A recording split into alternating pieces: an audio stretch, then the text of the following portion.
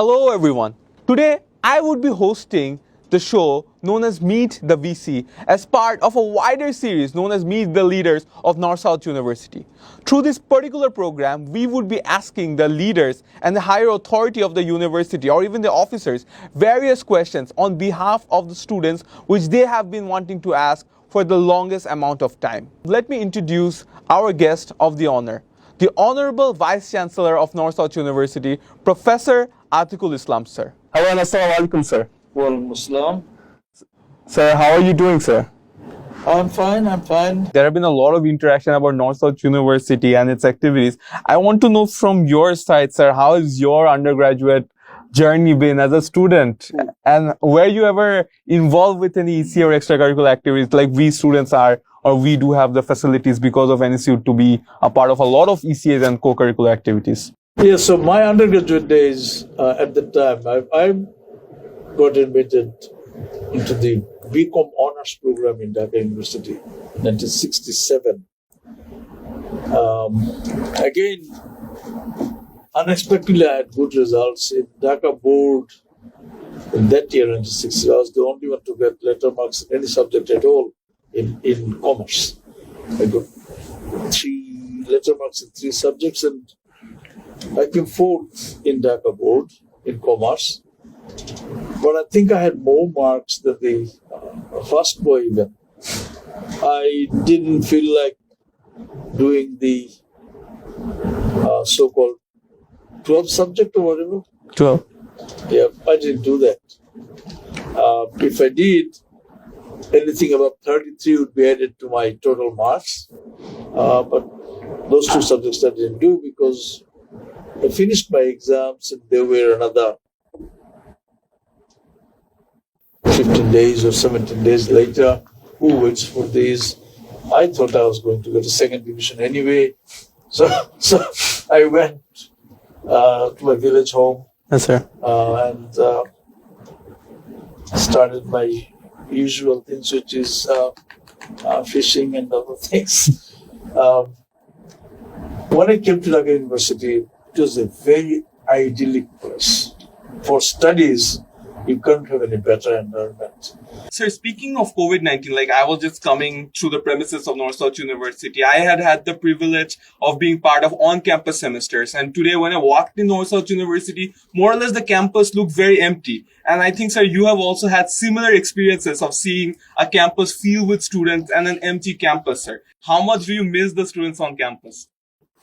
First of all, let me address all our beloved students, staff, parents, and whoever is watching this program. When I was in Australia, New Zealand, when the COVID-19 just started, we were heavily checked in the New Zealand airport from where we flew to Singapore and then to here. So I made sure that I bought lots of hand sanitizers and stuff like that. And when I came back, within a day or 2, announcement was made that all education institutions will be closed down for the time being. The feeling is like, if you work overseas or in another town and come home after a week or a month to visit your family, you come home and see no one there. How do you feel? The feeling of emptiness, the feeling of sadness. You don't know, as if your whole existence has been minimized. You look at every side, all you see is brick walls and nothing else. This was a campus that was teeming with students, buzzing with life, cultural functions here and there, lunchtime functions, and so many things happening all the time. Students taking lifts up and down, some walking up, huddling in corners, such a nice, lively theater. Suddenly, as if the curtain dropped, and everything finished. It's really, it was really sad. Sir, as I was saying, like online learning and online education is part of the new normal. But one cannot simply deny the importance of on-campus classes because they're mixing with students, the interaction with faculty. That is something which both the faculty and the students misses a lot.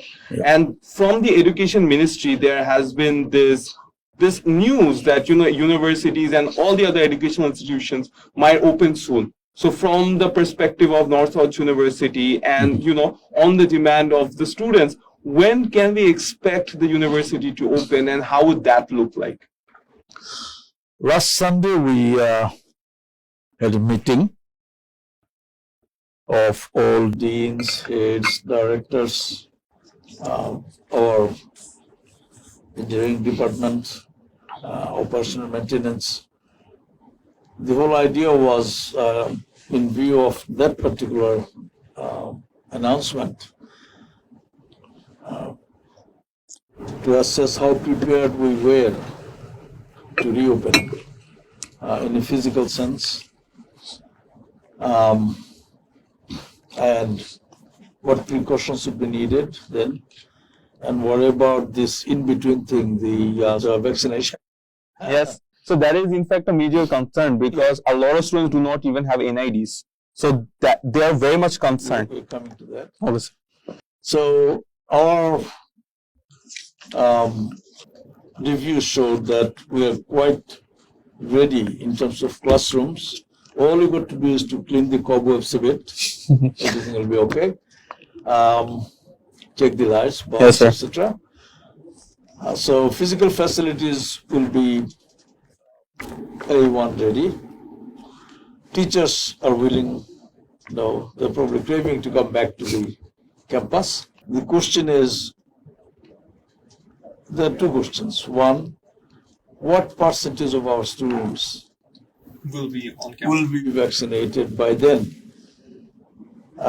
We cannot allow unvaccinated students to come to the university. Yes, sir. The relevant question is, do the students have the NID, which is a requirement for getting vaccinated? The answer is a large number of them do not have the NID. At one stage, the Grants Commission thought that as long as a student could produce a university ID, should be given preference for vaccination. But that probably has not been accepted by the government yet, the concerned ministries. The latest thought is that the birth certificates will not do. University IDs can be considered as the proof. The health ministry is discussing it. Before coming here, what I heard is that they may allow the students to be vaccinated as long as they can produce the ID. University ID. We also offered to do the inoculation here if we got the required stock. We are among the few universities that have the capacity to store things at any reasonable temperature that any labs can do in the world. Yes, sir. So that's another thing that's proposal on the table. So let's see where things go. Sir, another concern is that if a certain amount of students come on campus, but then again a certain amount of students cannot come on campus, would it be a hybrid system, a mix of on-campus and online classes? We discussed that, and we thought that if 50% came on campus, that would also help us in having the social distance. The other 50% can join from home. The non-vaccinated Yes, ones sir. can join from home, and we have the system in place. You can do that today. Can we bring all the students Yes. every day as required, or do you have to roster them in some way, subject-wise or year-wise? We haven't finalized that yet, but those are certain things that are in our mind, that you don't come 2 days a week, instead you come 1 day a week. So those sort of things we have been toying with. Sir, starting from this digital lab that we are currently sitting in, to the Genome Research Institute, to various other research projects which have been funded by North-South University, it seems to majority of the students that NSU is becoming a more of a research-oriented university. So is that the direction, sir, where the university is going, where the university is continuously trying to not only fund for various research projects, aid in the opening of various research institutes, but at the same time, they encourage the students and the faculties to be researchers as well? Yes, I would say a university is not a university if it's not doing any research. Teaching must always be informed by research. We are emphasizing research more and more, and we are making real progress.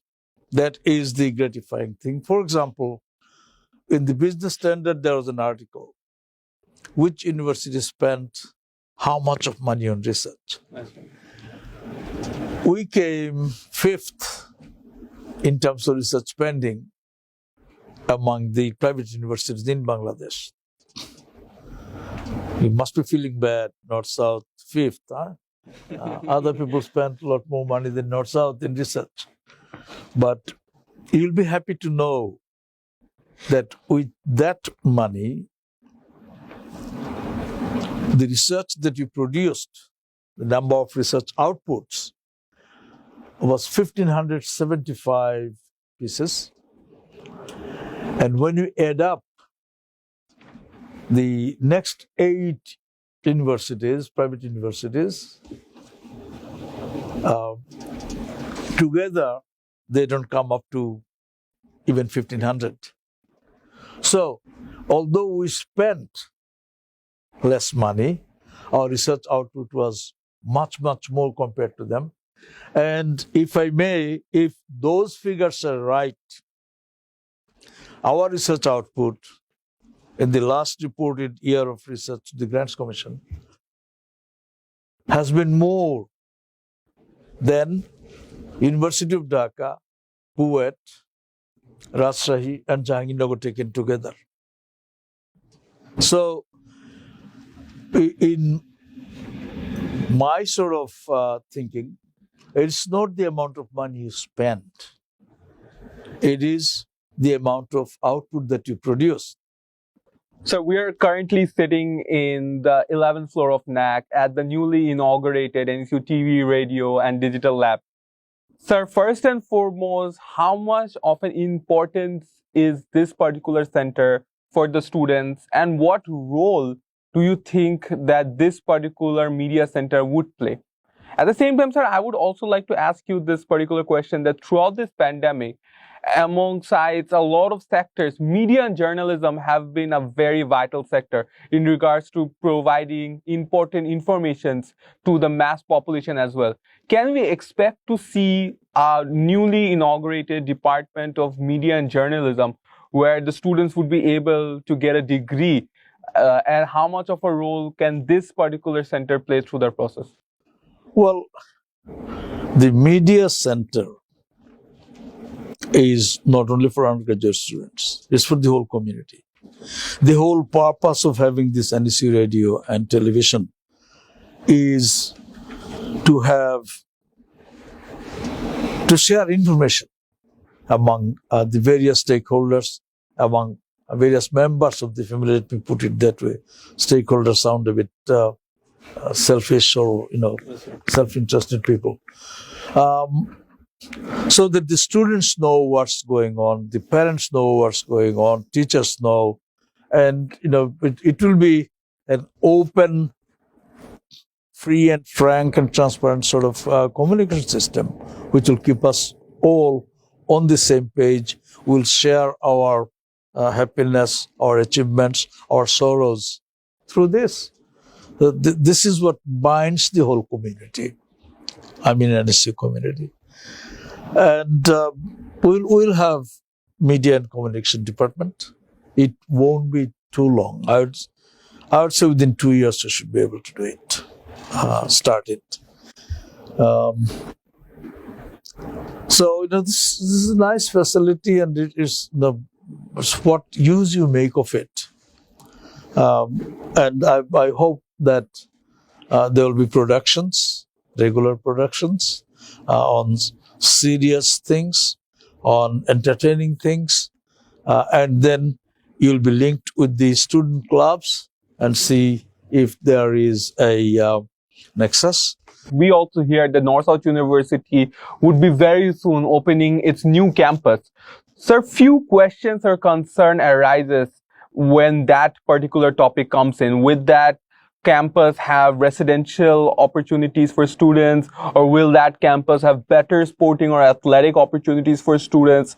And what would be the functionalities of that particular campus? And when can the students be expecting to do their classes or any other activities in that particular campus, sir?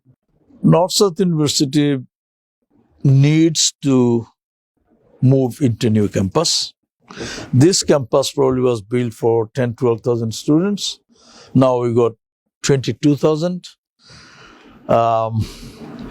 By some counts, 25,000. It depends on whether you count only the active students or you count all enrolled students. We need a larger campus.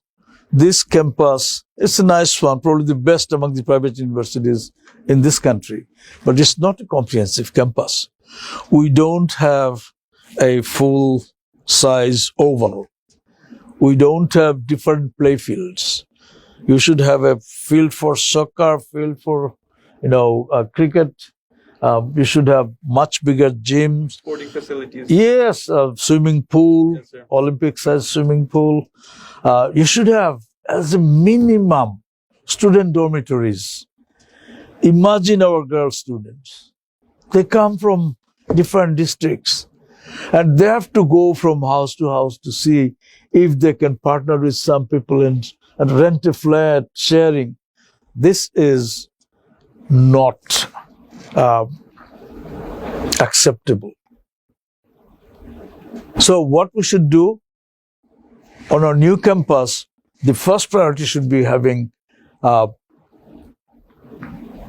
halls of residence for female students, halls of residence for male students. And then we should not have buildings stuck together. There should be space between buildings, nice landscaping. There should be different centers in different buildings. So, those who have seen campuses of other universities in the world, particularly in the developed countries, go to even Thailand and look at some of the campuses. You won't be able to walk. You have to have a car to go by and see. Same thing in China. Yunnan, University of Yunnan, which is our partner. Unbelievable.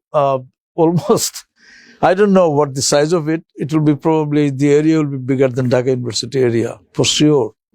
And so nicely developed. So we need to have that. The question is, how soon can we do it? We have bought lands, about 250 vigas, as you know. So we're in the process. We have acquired most of it. And we have been in negotiation with relevant authorities for road access and other things. Hopefully, construction will start within a year or two. We're developing the land, if possible, an NSU hospital, a medical college, a college for nurses, nursing college. We want to do that. As we have plans for media and communication, we have plans to have a construction management as a subject. We have plans to have tourism and hospitality.